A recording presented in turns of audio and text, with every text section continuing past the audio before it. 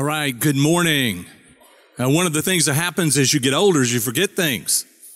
And I notice there's a wire hanging out here coming out of the back of my sweater, and so Joe's going to get my battery pack. So I've got a handheld battery pack to be able to talk to you until he brings that up. You know, we've been doing this series on love, and one of the things that I love about doing this series is that even as you get older, I didn't plan it this way, but even as you get older, you find out that things don't really change as far as feelings and love and emotions and all those things that we struggle with. In fact, they really are the same now in some ways, in a lot of ways, as they were way back when. And I know that really messes up your kids. My kids, you know, when they were old enough to sort of get into that starting to get into teenage years, to have the idea that mom and dad, you know, were actually in love at one time. And they were actually, you know, I had all the feelings and everything, and here Joe is going to switch with me. Thank you, sir. You ready already? No.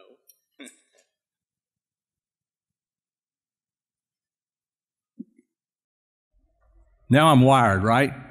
See the miracle of technology, right? So, which is good. It helps us out a lot. But, you know, they get weirded out about it, right? They think, oh, gross, mom, dad, you know, because that's not the way they saw it. But you and I went through the exact same phases and the exact same things that they go through, even though the culture, you know, might have changed. We go through those things. That's why when you go back and you look at love songs, which is one of the reasons I love the series like this, is, you know, you go back and look at love songs, they all talk about the same things. They talk about being in love, the emotion of it, just how fired up you are. And that's this morning we're talking about, is love just a feeling? And of course, you would probably say it's not, but hang on for a second. You don't want to dismiss the feeling part of love, because it is a very important part. And the truth is, it's the part that we probably struggle with the most, the feeling part of love. Because of that, there are at least as many songs, maybe more songs, about the feeling part of love that goes what? Wrong, right? Remember the Righteous Brothers? In the 60s, the Righteous Brothers, two guys, they sang, they didn't play instruments, I don't think, or anything like that. One of them sang really, really, really high and a falsetto. And they had this song. Even if you didn't grow up during this time, I didn't either, but you remember this song. It goes like this. You never close your eyes anymore when I kiss your lips. Oh, you know it. You sing it with me if you know it. And there's no tenderness like before in your fingertips. You're trying hard not to show it. Oh, you know it. But baby, I know it. You've lost that love and feeling. Whoa, that love. Get out your phones. Yeah, no, I'm just kidding. You've lost that love and feeling. Now it's gone, gone, gone. Oh, y'all are good. I'm telling you. I mean, it's just like having backup. Yeah, y'all are great. If you don't know it, actually the words are, whoever wrote the words were really, really good at picking out what we struggle with, because the very next verse says, you know, there's no welcome look in your eyes when I reach for you, and says this, and you're starting to criticize little things I do. Anybody know that feeling? Every couple goes through that. These are the struggles that we go through because the emotional side of it, the feeling side of it, has somehow faded away. And let me help you again. Every couple goes through it. Every marriage goes through it. There are no exceptions, even though Joni and I were the same way that you probably were, you know, when you were younger. We decided, but we're going to be the what? The exception, right? We're never going to lose that part of it. We're never going to lose the Google eyes. We're never going to lose the romantic vibe. And then kids came along. Oh my goodness, changed everything. And so, and we've told our kids before when they would say like, because every young child or every young couple does this. At some point in their relationship, they say this. They say, we are not going to become like our. Yeah. We're not going to do that. We're not going to fall into that trap. We're not going to lose that part of it. Ours is different. We're going to hold on to it. And every, young singer coming up sings songs about that, and it's never going to be any different. And that's one of the reasons that when it happens, and it will happen, boy, there's like, what was going on? How did it fall apart like this? Because it happens to everyone. Now, let me tell you, part of the secret or part of the trick of relationships is all of a sudden when kids come and everything goes toward the kids, and it takes the energy out of the relationship a lot of times, and you're spending your whole life and your resources trying to feed, clothe, educate, raise your children. And I love to say this about kids. And after you've done that and given everything to them, what do? They leave. Yeah, right. Oh my goodness, thanks. And maybe one day they come back when they have kids and they go like, Mom, Dad, we realize just, wow, how hard and how difficult. Can you help us? Because we have some questions and some things that we need to work on to try to, put this back together or to make this, work once again. Sure, absolutely, because that's what you go through. It's because the emotional side of love, the feeling side of love, cannot exist just by itself. I was reading an article in Psychology Today. It's written about 5 years ago. Counseling couple, they spend their time just working with people, and so they've written it about this, and it's one of their subjects that they love to talk about and write about, which is what happens when you quote. They call it, because this is what they hear. It's not that I don't love them anymore. It's just we've fallen. You hear that word, right? We've fallen what? Out of love. We were in love and we've fallen out of love. And this is one of the things. Now, this is a secular counseling couple. At least if they are, Christian or anything, they don't ever talk about it. So I'm assuming because all their material is written, from that angle. Here's what they say. They say it's not love. It's infatuation that gets us in trouble. Because infatuation says, man, I'm just taken with this person. I'm just, I can see nothing else but them. And inevitably, that wears off. It must wear off. Because at some point, you're going to see them as they really are. Not just from this, pie in the sky infatuation thing, but you're going to see them as they really are. And as the old saying goes, warts and all. Yeah, you see the good parts, but you also see the difficult parts.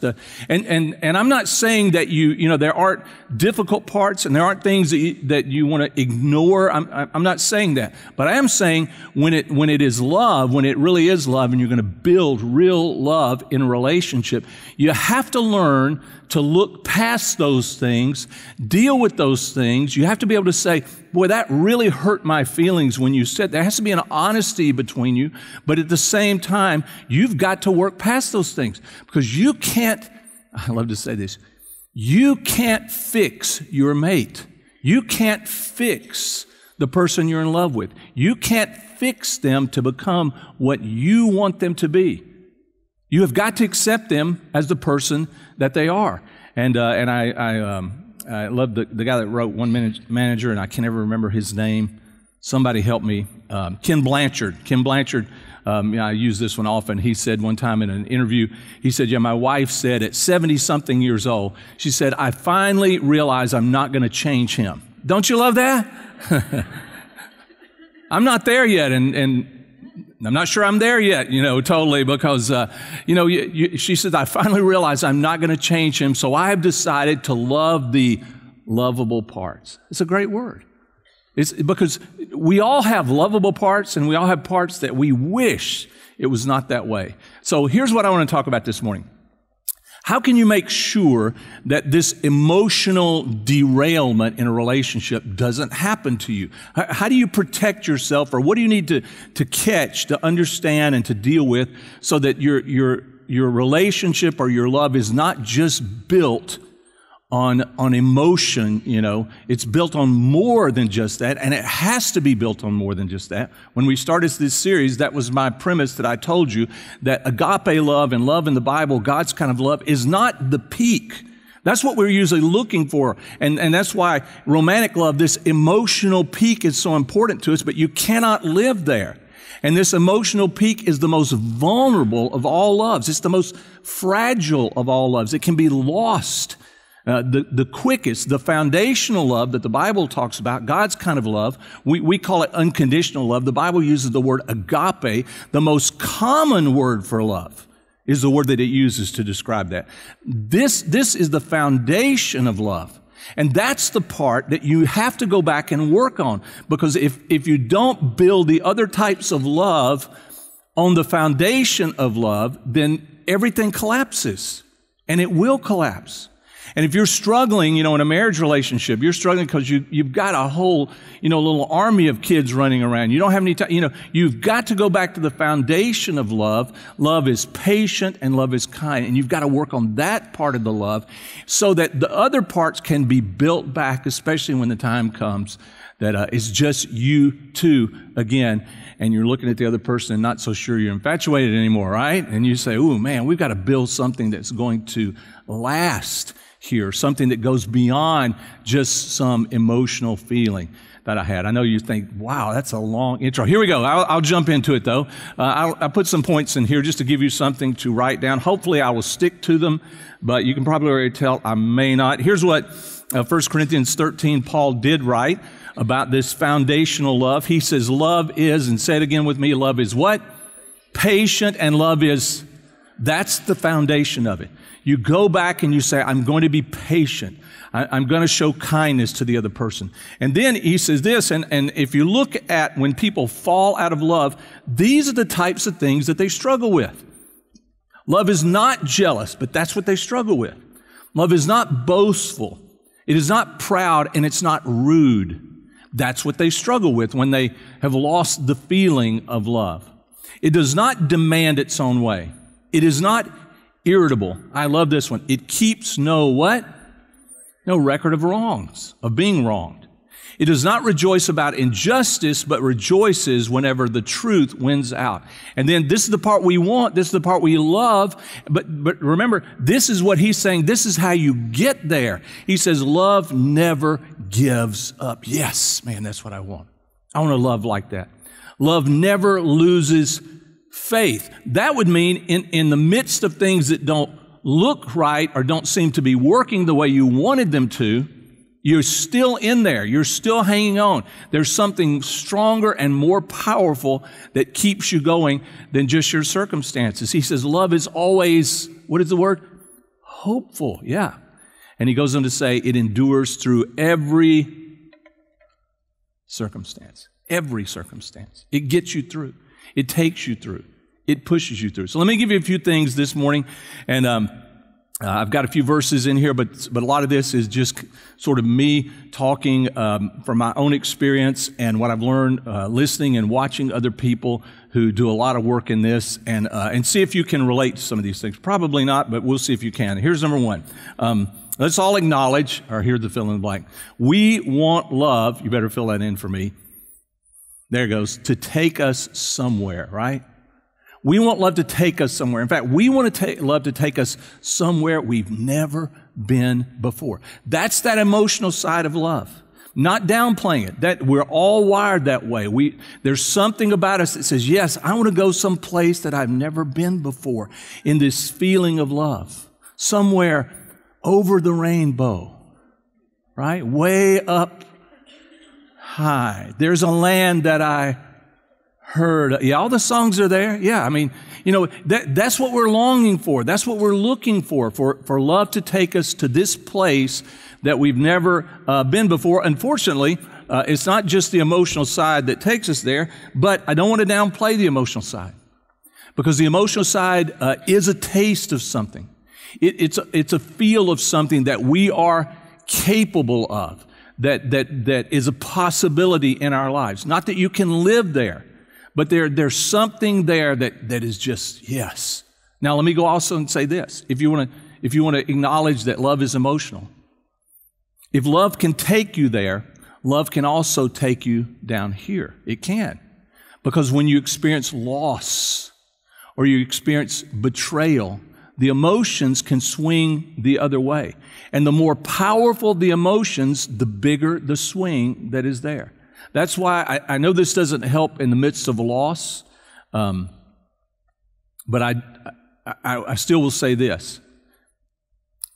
Don't wish that you didn't feel the pain that you feel, or the loss that you feel, or even the sense of betrayal that you feel.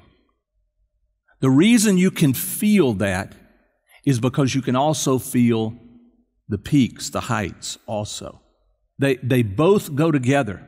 You cannot have one and then say, but I want a world where the other one, it doesn't come into play. It's not there. It's not possible, because those are the possibilities of the swings.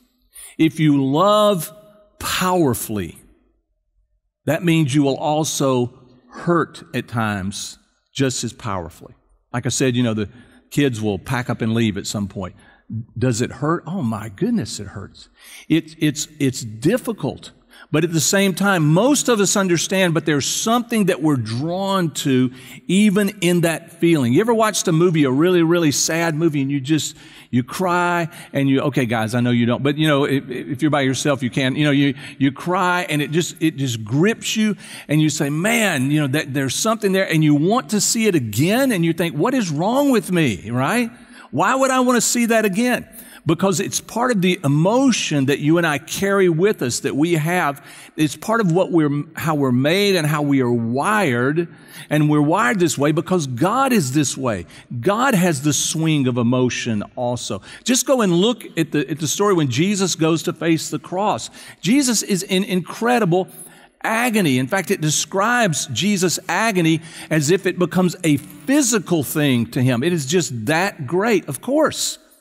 But it's also because Jesus' love was so incredible and so powerful that it still caused him to go to the cross and to sacrifice himself for us. That's how great and that's how powerful his love was. That's why we love stories like that. That's why we love it when someone's love causes them to sacrifice and to experience hurt and pain because they love so deeply. Here's number 2. There's a thing that I call emotional pileup.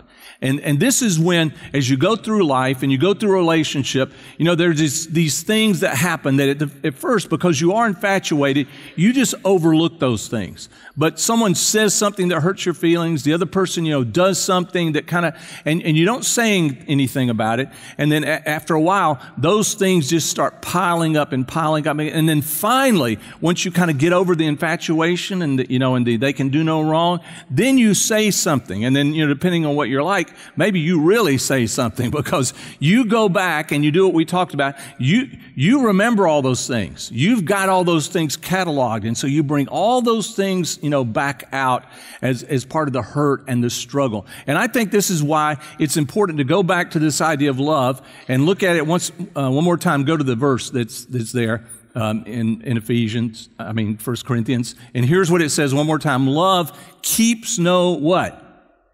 It doesn't mean that you don't remember. It should mean this. It means that you've already dealt with that. You've already gone to the other person and said, that really hurt my feelings. Or I'm sorry that I said that.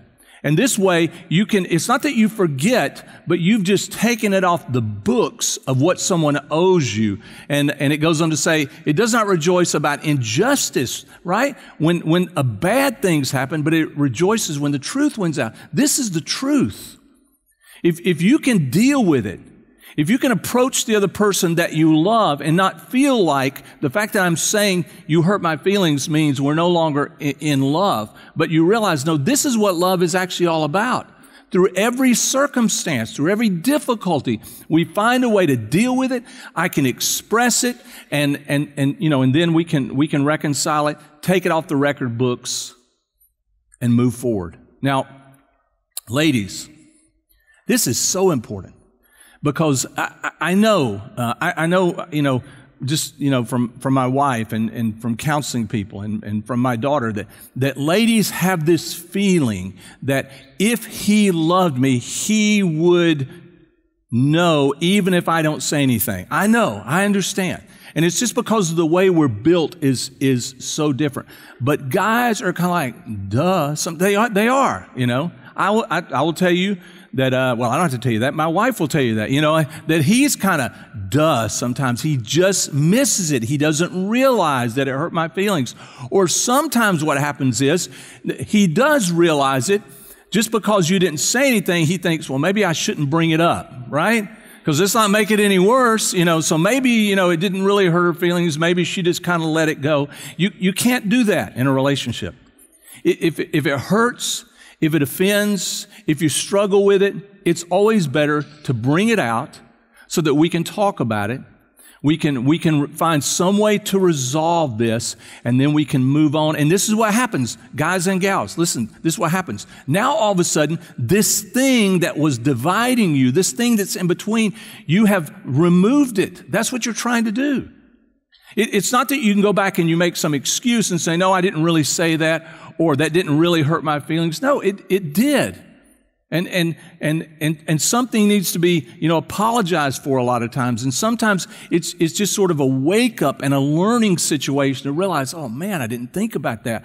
But the thing that has come in between you is the thing that must be dealt with. It's not the other person. That's what we feel like. It's the thing. It's just the other person doesn't see the thing or acknowledge the thing, or maybe has not been told about the thing that you still need to deal with so that you can take it out from being a barrier between the relationship, between the what? The love that should be there and that is there. And you want to be there.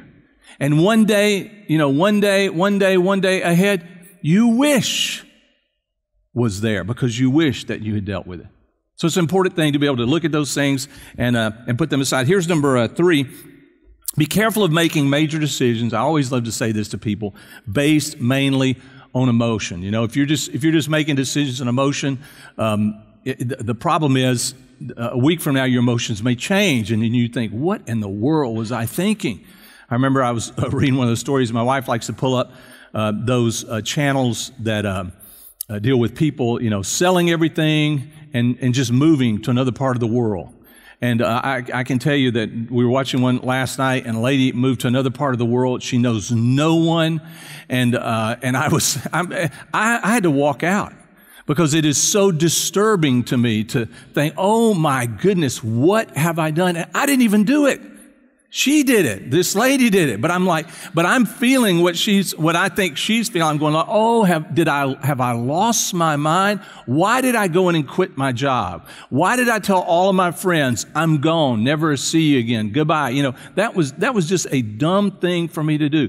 But for some reason, she decided to do that. Hopefully it works out for her. I'm glad it's her and not me. It means you better get wise counsel, right? You better have someone that you can go to and say, here's what I'm feeling. Here's what I'm thinking. Here's what's kind of stirring inside of me. Can you help me with this? Someone, wise counsel means someone that has been there. Someone that knows more than you know. Someone who can look back and say, listen, I understand. I know what you're going through. I know what you're feeling. Someone who can help you wrestle with those emotions, wrestle with those feelings so that you won't miss, what real love is all about. Here's number 4.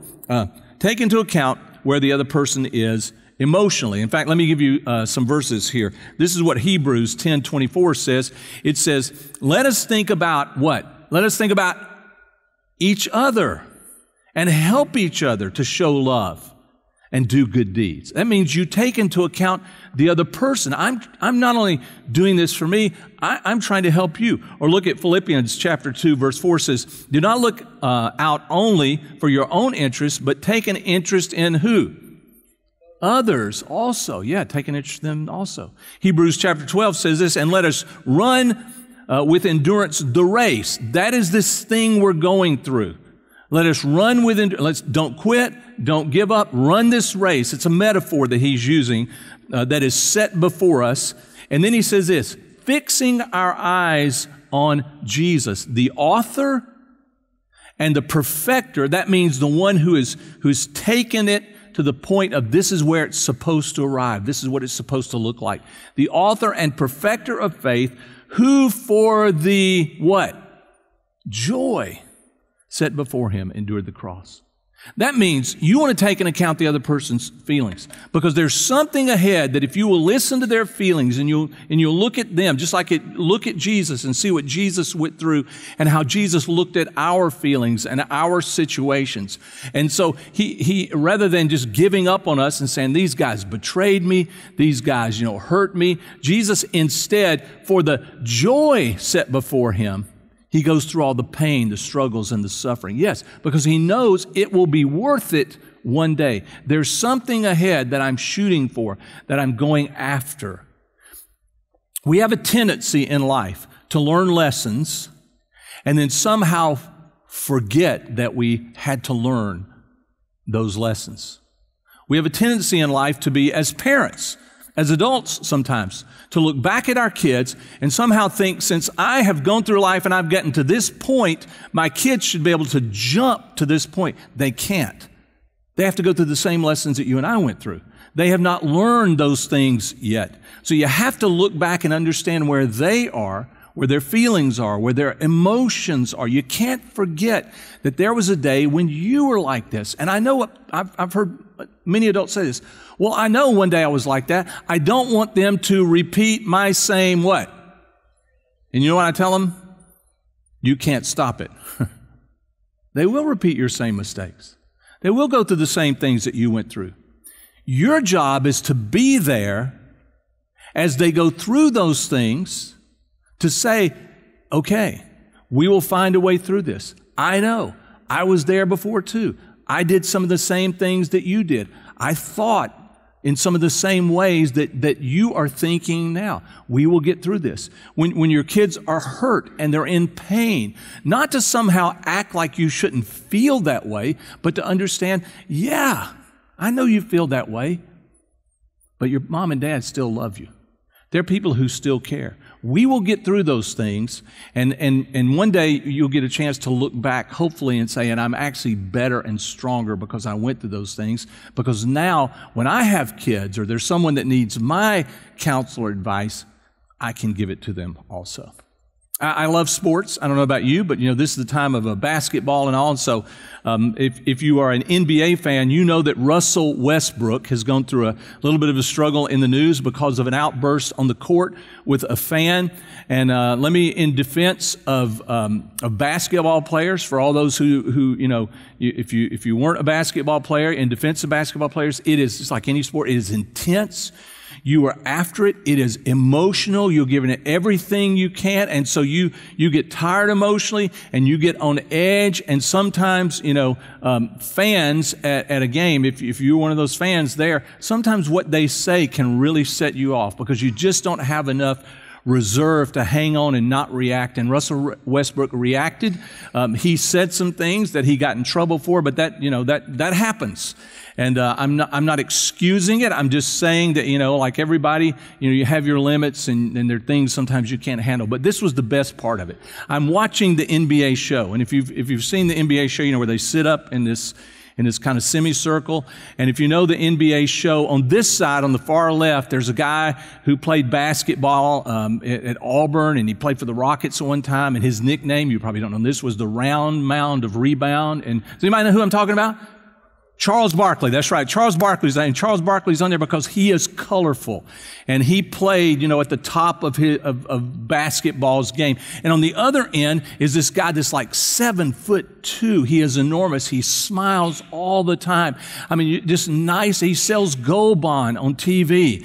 If you've ever bought that. Does anybody know who I'm talking about? Shaquille O'Neal, right? The Shaq is on there. So here's what happens. They're debating this thing. And Charles, because Charles loves to be the guy to give advice and help people out. Okay, we understand that. Charles is on this show, and Charles says this: Russell was wrong. He should never have done that. He's got to be more mature than that. You've got to let it go. You can't hang on to those things. And he is pretty, in a nice way, condemning of Russell Westbrook. Shaq all of a sudden decides, I've heard enough. I'm not taking that. I'm not having anything to do with that. Anybody see this episode? Oh my goodness, you missed it. Shaq says, hang on a minute.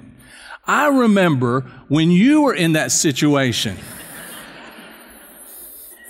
and you were arrested 4 times for assaulting a fan. And Shaq goes, no, I mean, yeah, oh yeah. And Shaq's not letting him off. It's just great. You know, no one planned this. And thank goodness they didn't bleep it out. It was so good. Shaq is smiling, which makes it worse. He's laughing. He's going, oh no. I remember when you were, and he said, okay, so I was arrested 4 times for assaulting a fan. And Shaq even mentioned that one time you threw one of them, a fan, through a plate glass window, which, you know, okay. And then Shaq remembers, he says, wait a minute, no, it was 6 times. It wasn't 4 times. And somebody else came up with, no, I think it was 8 times and all. And so the great thing with Charles is he has to admit, yes, you're right. But this is what he says. This is what we do. He says, but I'm just saying now, meaning where I am now, Russell shouldn't have, okay, right. But you know what? There was a time it wasn't the now. There was a time that you were where they were. You were going through the same things that they're going through now. And that means, if anything, you should be able to sympathize with them and say, listen, I understand. I know. Because that's the person that can help them get through it. Admit your mistake. Shouldn't have done it. You know, let it go too far. Let the people who deal with the fan, you know, deal with the fan. And they did. If you don't know the story, the guy is permanently banned from that arena, you know, because he did. He took it way too far. He got emotionally all tied up into the game and the competition. Let them deal with it. You just learn to deal with your part, admit your mistakes where you are, learn and grow through it. Does that make sense? I think it does. It's not that Jesus had to learn and grow through things in the sense that he made mistakes. But if you look at Jesus' life, the Bible even says this about Jesus. I hope this wouldn't mess up your theology, that he grew in relationship or in the way he related to men and to God. Jesus on earth, because he takes on flesh and blood, he has to grow as a way of showing us that he grew. Jesus did not sin. He did not fail, but he had to learn and he had to grow. And you see Jesus doing these things and learning so that you and I would realize we can learn. You and I would realize as I go through those things, guess who can lead me through those things? He can. He's been there. He's gone through the same things that you and I go through. Rather than, you know, us just giving up and quitting, you know, he's able to take us through those things. Okay, 2 more real quickly. Here we go. Number 5 is love is not always a straight shot. I think that this is, it's like we have a goal and we say, that's my destination. That's great. But the problem is the destination is a long way off. And the way life works, the shortest distance is a straight line, but you're not going to get to go toward that destination in a straight line. You're not. It's not going to be a straight shot. There are going to be curves. There are going to be things that you didn't predict would happen. In fact, there are going to be some things that in your wildest imagination, you never thought you would find yourself in this predicament, in this situation. I'll remind you again, love endures through every every curve, it takes you through those things. But that means this, because it's not a straight shot, that means you will constantly have to reevaluate, readjust, decide, am I going the right direction? Constantly you'll have to do that. That part never ends because you understand where you want to go. So when we take a curve, I say, okay, wait a minute, I need to readjust. You know, when you drive a car, this messed me up when I started, driving a car. First time I got in and, wasn't old enough yet to drive a car, but, my dad decided to teach you how to drive a car. And, you think, point the car down the road. It can't be that hard. And then they draw these lines in the road and just stay in between these lines. And the one thing is you learn to drive a car that you find out is what? You're constantly doing, because it's hard to stay between the lines at first. And then you kind of figure it out and you realize it is a constant adjustment and you make the adjustments eventually without even thinking about it. But you realize there are constant adjustments that have to be made to stay in the lane, in the line. Joni and I, a couple of weeks ago, we went downtown. We went to a show with some friends and it was great. And we were coming back. And my wife is the navigator, usually, and I'm the driver. It's the control part of me. I want the wheel in my hands. And so we're coming back, and Waze, anybody use Waze? Waze says, don't come back 45. go, cut over to the 610 loop, cut over, find the toll road, and come back, which we'd come down the toll road, and it's 5 minutes faster. But we have to react pretty quickly because the loop was coming up, and me, because I know, I decide, no, it's just simpler. It's a straight shot. I'm going to take the straight shot. It's 45. It will be the quickest way to get there. Waze doesn't know what they're talking about. Well, so let me go and tell you, they didn't know what they were talking about. It wasn't 5 minutes faster. It was an hour faster if we had gone. Yeah, right. And my wife always reminds me, listen to the navigator, because she told me, let's cut over and go this way. There was a major accident, and oh my goodness. And I'll have to, and listen, I'm going to compliment my wife, because as we sat there, I know she could have told me, I told you so. She only did that like 6 times. That was, but she could have done it. It was an hour. So if she'd only done it like once every 5 minutes, that would have been a dozen times. So, I felt it without even being told that. What in the world? And you can't go back, right? So you've made a mistake, and you've got to go this way, and you're going to have some patience, and you endure it, and you go through. But it constantly takes some readjustments. And then finally, love always involves, listen, this is always true, love always involves a choice. It always involves a choice. And so those of us, who've gone through life enough through the struggles, and I would say, this is what I always add, life always involves a choice, so trust God. Because if there's anyone who knows more than we know, it's God himself. Here's what Jesus said, John 3:16. For God so loved the world, he made a choice. He gave his only begotten Son. He made this choice for a reason, so that whosoever believes in him shall not perish, but have a whole new idea of the direction of life, of where they're going and where they're headed. He says in verse 17, for God did not send his Son into the world to judge the world. This is a choice that God made. He could have, but he didn't send his Son in the world to judge the world, but the world might be what? Might be saved, might be rescued through him. Peter writes in 2 Peter, it's the 3rd chapter, it's a really great chapter, and near the end, Peter says this, he says something about the idea, the understanding that patience, from God's perspective, has a purpose. And the purpose of God's patience is the salvation, the rescue of men and women, because he loves them. And he wants them. He wants them near him and close to him. And his love for them means that he is patient with them through life because he wants them to catch it, to figure it out. 1 Corinthians 14, verse number 1, then begins this chapter with these wonderful words, therefore let love be your highest goal, right? This kind of love, God's kind of love, a foundational love. Now, here's one of the reasons that people struggle with foundational love. The Bible says that God, he gives foundational love. He reaches out to everyone. The Bible says that God sends rain on the godly and the what? The ungodly. He sends the sunshine on the just and also on the who?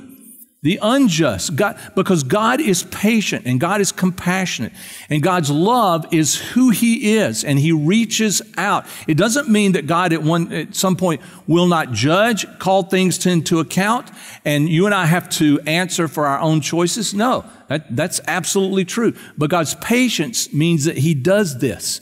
And this is one of the reasons people struggle. Let me explain this. They struggle because God's love, his agape, his unconditional, his foundational patience and kindness is extended to all people.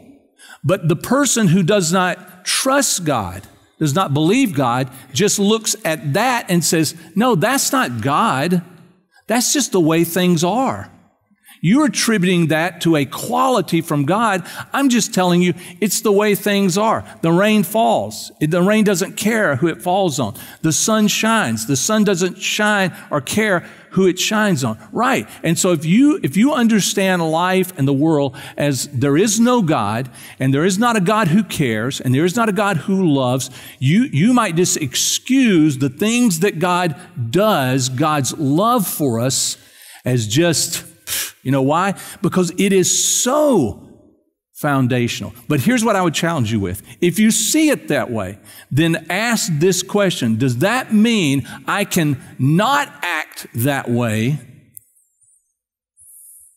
and still make it with love? Because if this is not God extending even to the person who doesn't know, doesn't care, if this is not God extending His love to people, then that means that you could act any way you wanted to and it would be okay. And even a secular person should be able to acknowledge just from reasoning it out. If I don't act this way, if this is not a choice that I make to love despite all the things that happen, then I will perish. There will be nothing worth hanging on to and holding on to. Even a secular person would acknowledge, nope, you still got to make a choice. You still have to do some things. I still have to decide how I'm going to act and how I'm going to treat other people. Would you pray with me this morning?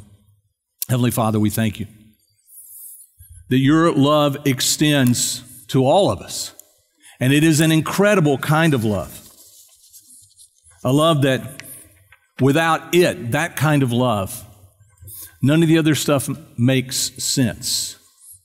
But with that kind of love, that patience and that kindness, we can figure out the emotional side of love, where it fits, and when it is thin, how to build a foundation that it can be built back upon.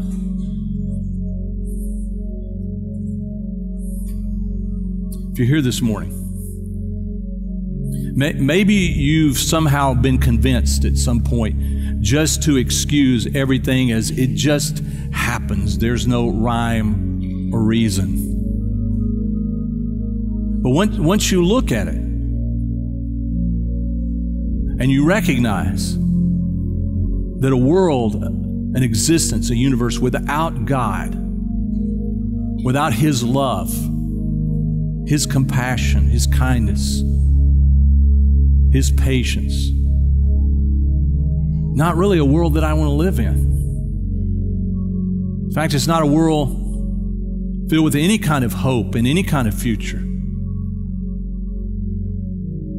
But God gives us a hope and a future. And because of Him and because of His love, it gives hope to all the other relationships, all the other kinds of love. God sent His Son Jesus Christ into this world so that you would not give up. You would not quit. You would not believe that there is no hope, but because of Jesus' life and because of Jesus' love for us, that it would change everything. So this morning, I challenge you to make a choice to believe and trust God. And if you don't, what else do you have to hope in? In Jesus' name we pray. Amen.